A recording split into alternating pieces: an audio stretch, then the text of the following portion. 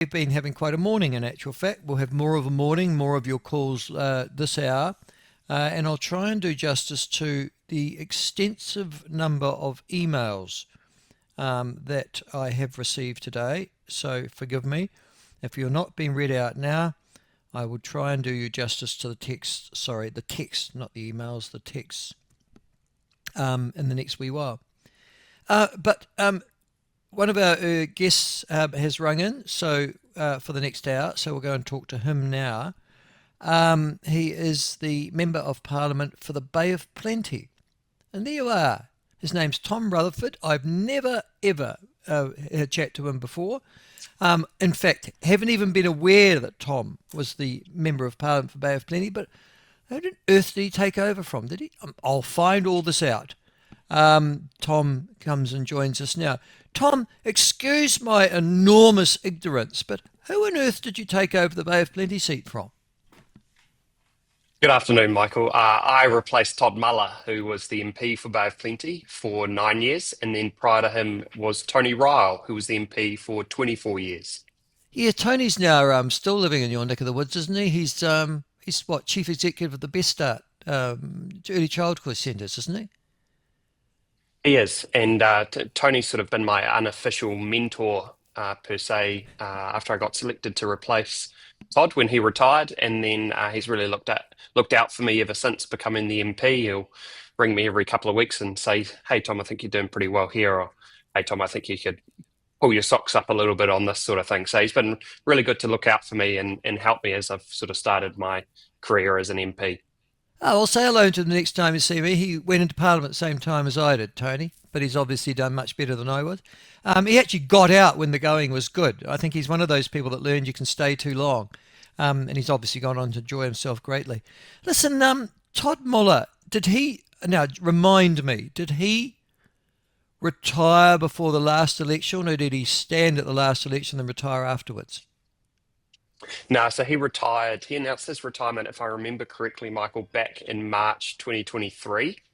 And then we had a candidate, which was relatively close to the election. And then we had a candidate selection process pretty quickly after that. I was working in the mayor's office actually in Rotorua, but I've grown up in the Bay of Plenty for all of my life, born and raised. And so when Todd announced his retirement and this opportunity came up, I put my name forward, as did a number of others as well. And I was fortunate enough to be the one that was successful. They didn't hold my age against me. I was 26 at the 26, election. yeah. Yeah. But I've really enjoyed it. It's been a privilege to represent and work on behalf of my home, and there's nothing better than that, honestly. Mm. And what were you doing in the mayor's office? So I was her communications advisor for Tanya Tapsell in her Rotorua Ah, mayor's right. office, and so I would travel each day from my fiance and I live in Papamoa, so I'd travel each day from Papamoa to Rotorua to work for Tanya. Incredible woman and a great mayor to work for. Yeah, she was a former National Party candidate, I think, wasn't she?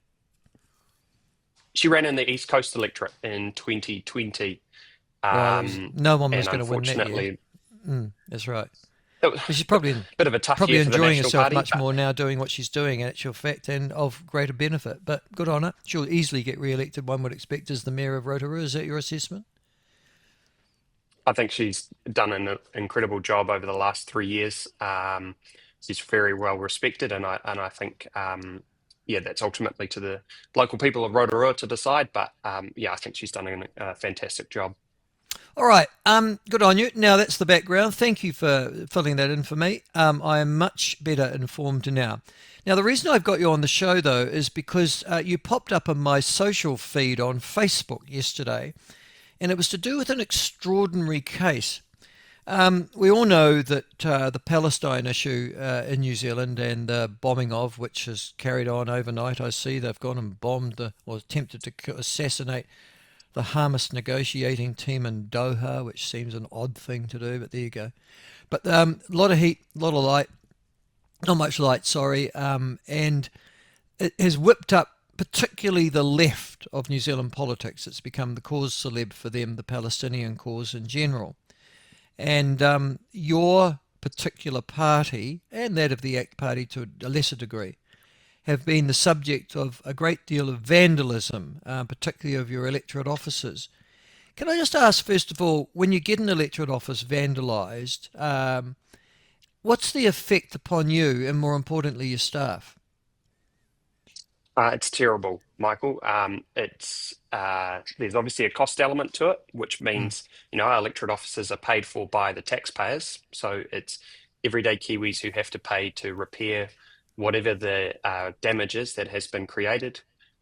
It's demoralising for our electorate office staff who work for us. Makes them question the safety of where they work. The safe environment and conditions they're working in, but also the biggest impact actually is to the constituents because you damage or vandalise an electorate office, and constituents then don't have the ability to access their MPs on the days when those repairs have to be made. And that's actually the biggest impact that we saw from these incidents over the last couple of years. The biggest impact is on people in the community's ability to meet with their local MPs because a couple of people in the community have taken it upon themselves to vandalise electorate offices, which is just simply unacceptable. Yeah, no, I understand. And the particular vandalism occurred of National Party offices. There were a series of attacks by what appeared to be Palestinian activists, um, and they were daubed with red paint and damaged as a consequence throughout New Zealand. Now we now know that one of them was a lawyer, and this is why I'm talking to you now.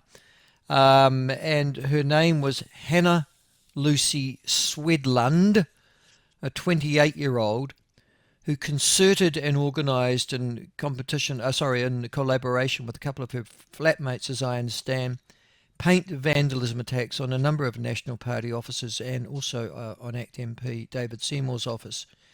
And she was eventually found and appeared in front of the court applying for discharge without conviction.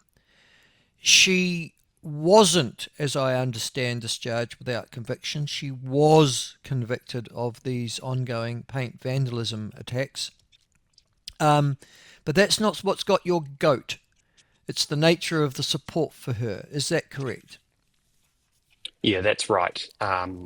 Ricardo Menendez March, a Green Party MP, has written a character reference or letter of support uh, for Hannah in her case before the court, and I just think that is absolute hypocrisy, actually, from Ricardo and from the Green Party for them to support someone in this sort of circumstances, yet also in the same breath, they're the ones that claim and complain about MP intimidation, but they are also supporting someone who's actually incited MP intimidation at the same time. And I just think this sort of thing needs to be called out. Yeah, that does seem hypocritical.